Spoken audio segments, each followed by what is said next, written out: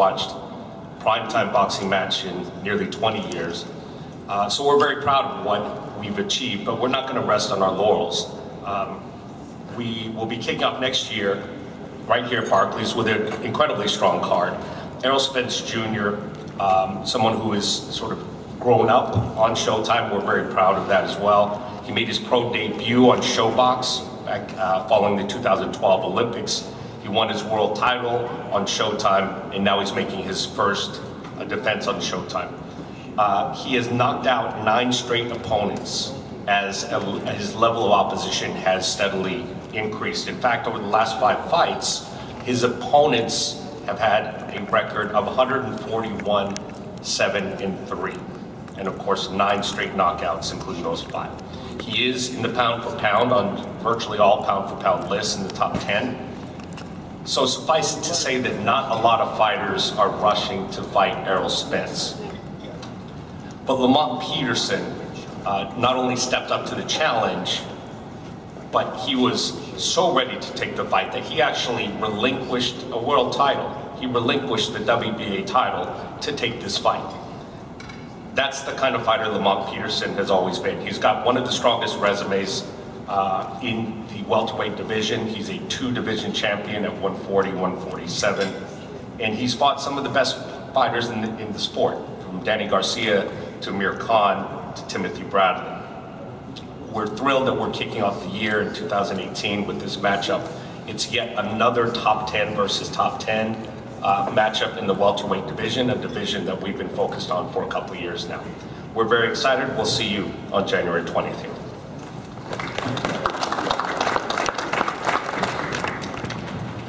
It's not often that I acknowledge a ratings organization, and frankly, I only do business with a couple of them.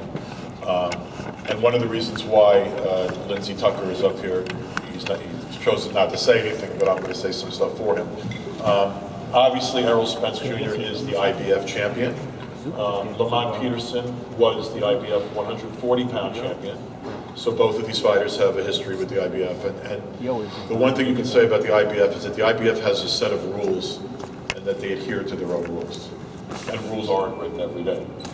So it's a pleasure to have the IBF associated with this great fight. And it's always a pleasure to work with you, Lindsey, and Darryl, and everyone at the IBF. So thank you. Now my pleasure to throw over to my friend at the end of the dais, who's going to stay where he is and speak from that microphone. This building has a tremendous affinity for boxing as a part of its programming. They've created a franchise with Brooklyn Boxing. That's because they care about the sport and they view the sport as one of their categories that's meaningful to them, and they look for consistency and excellence in the boxing that is held here. And I'm thankful for Brett Yormark and for everyone at the Barclays Center and Brooklyn Boxing for their tremendous enthusiasm for our sport. Thanks, Brett. Thank you, Lou. First, I need to apologize for the frigid air in the building today. This is hockey week, and if Lou and Steven would give me 44 nights of boxing, we might not have hockey here, so maybe that's something to think about. But anyway, we're coming off an incredible 2017 for Brooklyn Boxing. I mean, it far exceeded my expectations. 50-50 fights, and obviously thanks to Lou and Steven, they helped to make it happen. And as Lou said, we're very committed to boxing, not just now, but in the future. And this fight in January really kicks off what I think will be an incredible 2018 for Brooklyn Boxing. Lamont, I don't know if you know this, buddy, but you were on the first ever PBC card here in 2015, so welcome back. Brooklyn's happy to have you and look forward to seeing you in January. And Errol was here in the spring of 2016. So Errol, obviously we've had you here as a fan quite a few times, but we prefer having you in the ring. So thank you, and we look forward to having you here next month. Barclays Center truly has been known to host 50-50 fights, and this is no different. I mean, this is a world-class event, and we're just thrilled to be able to host it here in Brooklyn. Again, you know, our business Brooklyn Boxing has been built on the partnerships that we have with Lou and Stephen Espinoza and the PBC. So thank you all for all of your support, and we look forward to seeing you on January 20th here in Brooklyn. Thank you.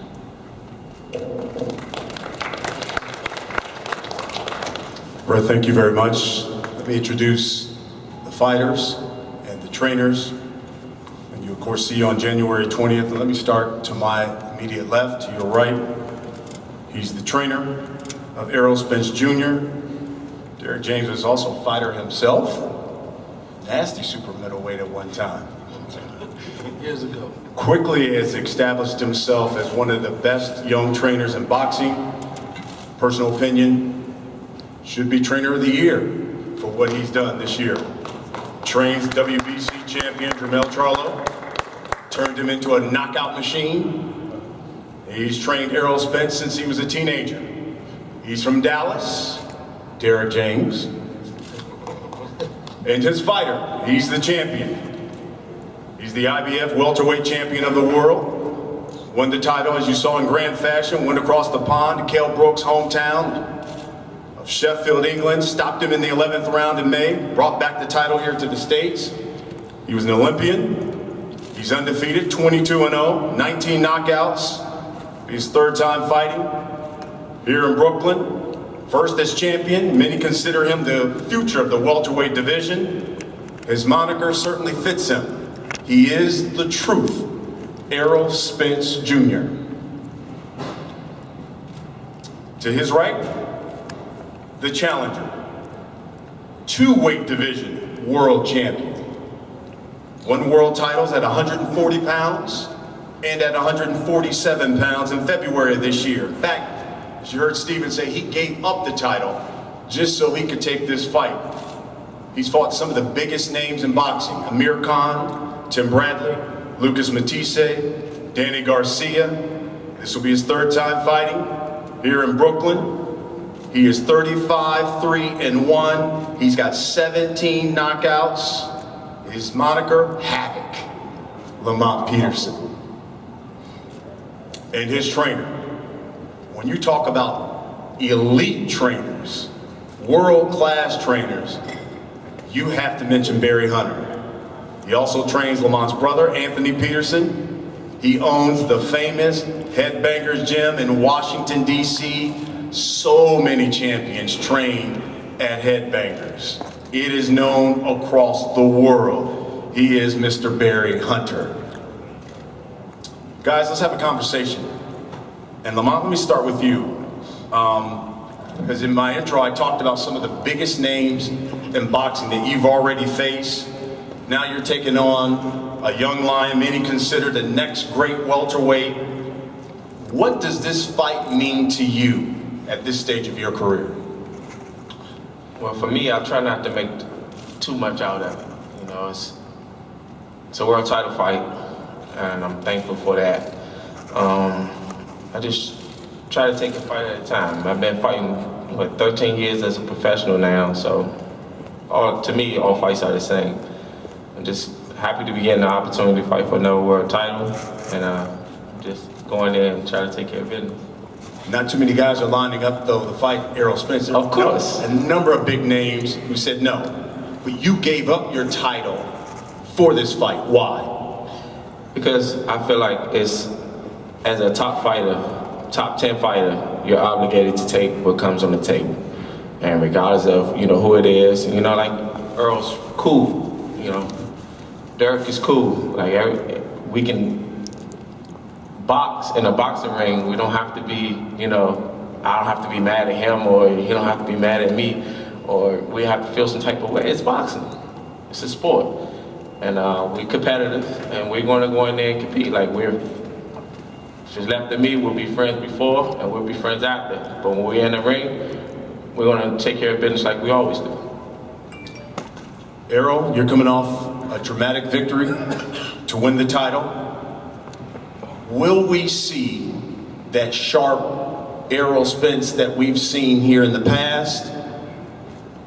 One who's certainly not content just being a champion? Or will we see a guy who may be looking down the road because everyone's talking about Errol Spence and Keith Thurman? You don't see the same Errol Spence. I can't look down the road because I know how dangerous Lamont Peterson is. He's somebody I've been watching since the amateurs.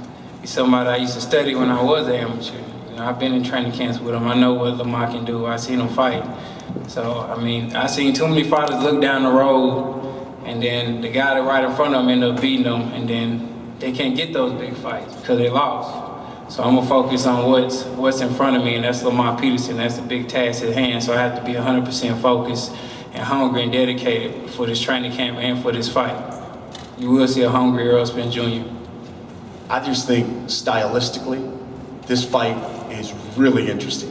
Only for the simple fact you got two of the best body punchers in boxing going at it in this fight. In your mind, Errol, how do you see January 20th playing out in the ring?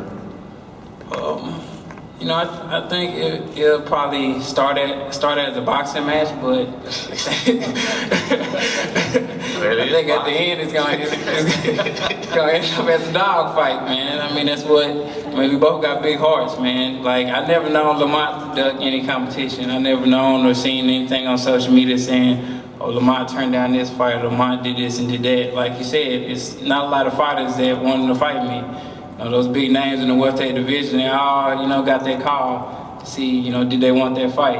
And a lot of them shied away from it. Most of them did. And Lamont stood up and said, yeah, I'll fight him. He vacated his belt for it. And, he has a big heart. He's a dog, so and I have a big heart and I'm a dog too. So we're probably gonna start out boxing, but at the end, it's gonna be a fight. Lamont, same question to you. Two of the best body punchers in boxing. How is this fight going to play out in your mind? Same way he said, same thing he said. You already know when most times I fight, it's going to be a filling out process, but the whole time I can tell you this, it's in my head, we're going to fight. And bottom line, that's probably what's going to happen. I thought it was interesting, you heard Errol say you guys have trained together. He talked about when he was an amateur, he worked out with you. He said you gave him some tips on throwing different punches, things of that nature. When you look at Errol now, you see any of the flaws that you saw when he was a young buck? And there are those flaws, things that you can exploit come January 20th? Nah, I kind of knew at the time that, it was 6 years ago that he would be at this point. He would be a world champion. Saw a lot of talent in him. You correct certain little things. That's just little things. But for the most part, I've seen improvement. I've seen progression throughout the programs, and I think he'll continue to get better. What gives you your biggest confidence in this fight? Just me. I just know who I am. I know I'm a competitive person, and regardless of what, you come to win. So that's what gives me hope. Barry, when these guys step into the ring, it'll be almost a year since Lamont has fought. From a timing standpoint, does that concern you, considering Lamont will be getting into the ring with a younger guy and a guy who's been more active? No. Well, when I look at EJ, which is what we call it, one of my kids from the amateurs, and I instantly fell in love with him because he reminded me so much of Lamont. The way he fought, like you said, both, have that dog type of mentality. I remember when we went to France, on the way to France, as a matter of fact, you remember this, and they stuck a guy in there that was a light heavyweight with EJ to spar, and I stopped it, but he said, no, Coach B, I got him. I said, well, look, this is a big guy, man. He said, no, I got him. And he went in there convinced opening up that can, and he did get him. And so from that point on, I knew he was a special fighter. And then, like Lamont said, when Lamont went in there, and Lamont was somewhat of a mentor to Errol. And when he went in there and worked with him, he came out of the ring, and that day he told me, he said, I like him. Stay on that path, he's gonna become a world champion. And so it's bittersweet for me because this is one of my kids. We talk, and I love him. But I had to remind myself that this is business. This is what we do. It's love before with us, it's gonna be love after. If I had my way, Keith Thurman would be sitting there, Danny Garcia be sitting there, and some of the other big names. But they didn't want EJ, and if you notice, in both interviews, when Lamont talked after the fight, he asked for these guys. When EJ talked after the fight, he asked for these guys. Nobody's picking the phone up. So it all boiled down to these two. So that's what it is. I see the fight playing out the same way they see it playing out. Derek, I watched him come up. You know, I remember times in Mississippi. You remember that, Grind? Times in Mississippi, and it was the same thing. So I'm looking at these guys. The 20th of January, I think is going to be one for the books, fan friendly. Where do you see Errol Spence when you talk about the welterweight division? Where's Errol Spence in your opinion? He's the man, you know, and you have people or athletes that can fight, and then you have athletes not only can fight, but they are fighters. EJ and Lamont are both. Not only do they possess the skills and the talent to do it, but they can fight, and they will fight.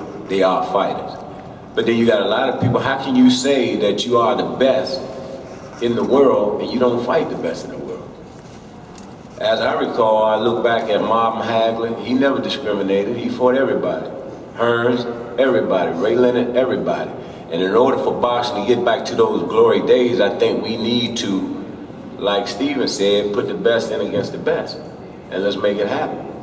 I have no problem with Lamont fighting anybody on the planet. I have a lot of confidence in him. And when I see Errol, just like you guys said, I think this is the future of boxing. Derek, let's talk about this fight. You got two type of fighters that love to fight on the inside. So do you tell your fighter, hey, lower that man in, you're the younger, you're supposed to be the stronger guy, and let him have it? No, I really kind of just, we have a little strategy, game plan. I try to perfect everything he's going to do in the ring. Or being able to fight on the outside, being able to fight on the inside. The whole deal is to make him a more complete fighter so that the fight you saw in England won't be the same guy again. So, no, I want to tell him, I'll just prepare him to be a better inside fighter, a better fighter on the outside, better fighter on the ropes. And, you know, I always look for the perfect fight. So that's what I'm looking for. And with that being said, it takes a great fighter to being our greatest in another fighter. So you see two guys going at it, and you're going to see an amazing fight just because of the mentality and the caliber of fighters these two guys are. So you'll see a great fight. I mean, I couldn't even think about it. This is a better fight. I'm just sitting there thinking about listening to Barry and listening to Lamont.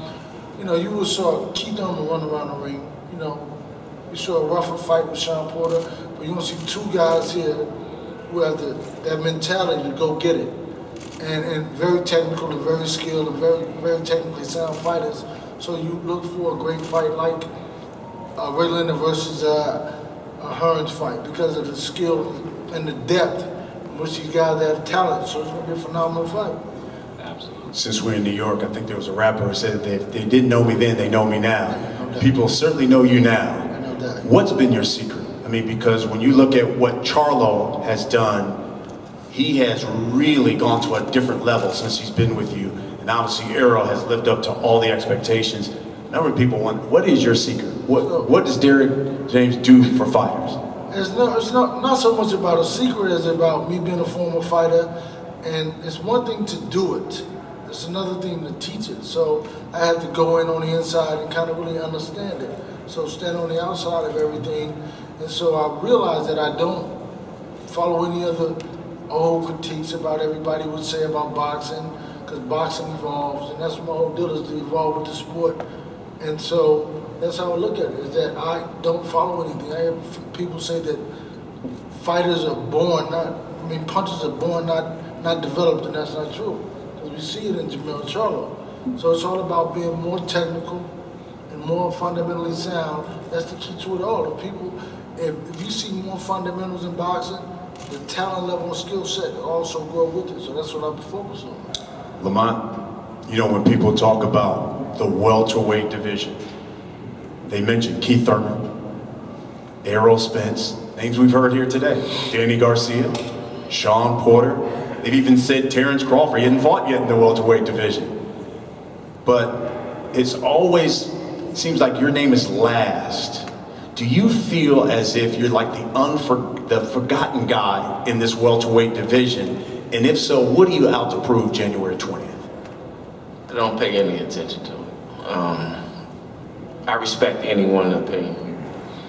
You have to. It's their opinion. They have a right to have an opinion. So I can't feel some type of way because someone have an opinion.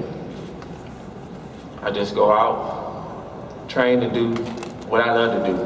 I get in the ring because I love to box, not trying to impress anyone or be on someone's list. I love to compete. I love to box. It's that simple to me. Errol, 2017 will probably go down as one of the best years for boxing. We saw some great matchups. We saw you in high-priced fights. 2018 is kicking off with a great fight between you two. What do you see for the welterweight division in 2018 and for Errol Spence in 2018? I mean, I see for the welterweight division, the best fighting the best. I mean, I know I'm willing to fight the best. I know Lamont willing to fight the best. It's for the other guys to step up and, you know, make that choice. Do they want to be great or they just want to get by? I mean, that's the only way that, you know, the welterweight division can get to the peak. If we fight, the best fighters fight each other and they fight them in their prime. Everybody's in their prime right now. I don't feel like waiting until I'm 30-something to, you know, want to fight the best guy out there. I want to fight the best right now. So I feel like 2018, you know, hopefully I get 3 fights in and it's with 3 top 5 fighters. All right, we'll wrap it up with this. Lamont, what should we expect January 20th? I think we pretty much know what to expect. It's going to be a fight, highly competitive, highly skilled, and at the end of the day, it's going to be a dogfight. Errol? You know how me and Lamont, if you seen Lamont fight, you know how Lamont fight, you see me fight, you know how I fight. We never been in boring fights. I mean, always in fan-friendly fights, we have a lot of dog in us, and that's what you're gonna get. I mean, we're not gonna shy away from it. And like I said, it's probably gonna start out a boxing match, but at the end, it's gonna be a fight. That's both our mentality, and that's our coach's mentality too. So, I mean, we got the mentality to go and get it. I mean, we're friends, but I mean, we can talk in the locker room and right before the fight, we talk in the locker room, and then when we get out there, we're trying to kill each other. I mean, that's our mentality. Take a few questions from members of the press. Gentleman right there.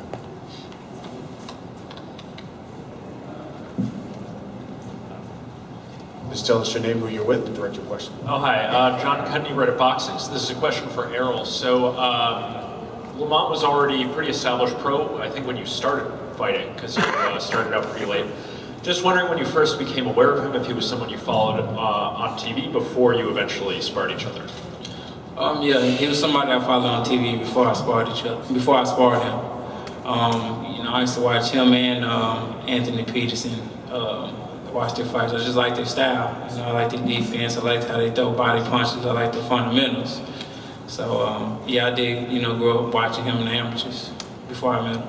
Okay, so just a follow-up question. I was able to talk to Lamont and Barry beforehand, and they mentioned, you know, training a bit as amateurs and almost described it as a mentor-type relationship, that, you know, they had a lot of respect for you, advised you. Just wondering what it means now to have risen to this level and fight someone who you had seen before and was to some extent, you know, advised you early on. I mean, I don't really put too much thought in it. I mean, it just, you know, that's the business of the sport. I mean, just like with any other fighter. I mean, you know, I was a younger guy, you know, and he was giving me advice and, you know, telling me certain things I need to work on. And, you know, now we're here to this point. I mean, it basically shows, you know, his longevity in the sport. He's, you know, still around 13 years in the game. And it shows, you know, my come up from amateur to now to a, you know, top level professional fighter. So one last question here. So just wondering, Derek James, so during the Kell Brook promotion, you and Dominic Ingle got into it a little bit. Here we saw before this started, you and Barry embraced each other, you know, seems to be clear respect for I'm just wondering to hear you first and then Barry after to talk about the relationship between you two and between the two camps. Well, you know, they've known each other. Well, I initially met him like in 2007 when in the U.S. Championships when I was in the U.S. Championships with a friend, Charles Hadley, watching him fight. So I've known him and I got to know him a little bit more better. And he spent a lot of time with Errol. So, you know, if you got a guy who's spending time with your guy, you got to get to know those guys, you know, and you go to develop a friendship and respect for the guy. So, you know, I like him. You know, I like what he's done. He has a gym of fighters, man. He creates these young, tough guys. I mean, he's right in the heart of it and in the grind of it, which everybody can't do that, to be in the inner city like that and develop fighters like that. So, you know, I respect him and I love what he does, you know, and I'm going to keep doing that. Regardless of this fight, if you think about this, this is the maturation of a fighter like this fighter. They saw him when he was an amateur, they worked with him when he was an amateur, but now he's grown into a man, a better fighter, a bigger fighter. And so we love that. I mean, so when you ask them how they feel about us, it's beautiful because that's what you want to see in life. Somebody get better, somebody get to be the best that they can possibly be. And Barry's been there to support, and Lamont is always there on his shoulder. You know what I mean? So it's all good, man. I love it. Errol, Keith Heineck from BoxingScene.com. How you doing? What do you remember from your sparring session with Lamont back in 2011, I think it was? What did you get from that, and how do you remember it going? It was just great work, man. It was a learning experience. I mean, you know, just because I was an amateur, you know, it's the amateur level. You know, I'm going at a fast pace, you know, just flaring punches off, kind of fighting like American. And, you know, Lamont, you know, he just being patient, you know, blocking, you know, trying to counter and, you know, picking shots out, basically fighting at a pro level, pro pace. And I didn't really understand it until, you know, I turned pro and started going 10, 12 rounds. And now, you know, I understand, you know, what he was doing and things like that. You guys never sparred together after that, though? No. Next question. Lamont Peterson, Disney Studio Lawyers, Black Star News. Errol Spence is one of the most prolific southpaws in the business today. Unlike Bud Crawford, who's a switch hitter, how do you plan to offset his left-hand stance, even though you were somewhat of a mentor towards him and you may feel mentally that you have an advantage over him? I'm not really too much worried about southpaw stance. Been fighting for 23 years now. Then, you know, encountered a few southpaws, especially in an international level when you're fighting for the U.S. team. 50% of those guys are southpaws, so I'm pretty sure I'll be able to handle the stance. My name is Cheyenne. I'm with Blue Blood Sports TV. So you haven't had too many fights at the welterweight division. Mm-hmm. Do you think the size is going to play a big part in this fight? Of course, with anything, it can, but it's up to me and it's up to my team to make sure that don't happen. You know, it's still, just because one thing may seem like an advantage for one person, it's up to the other side to make sure that that advantage is not an advantage. So if it is a size advantage, then it's up to us to negate it. All right, thank you very much. We're going to face off our fighters. Fighters, if we could, stand over here to your left, far right here. Get ready to face off.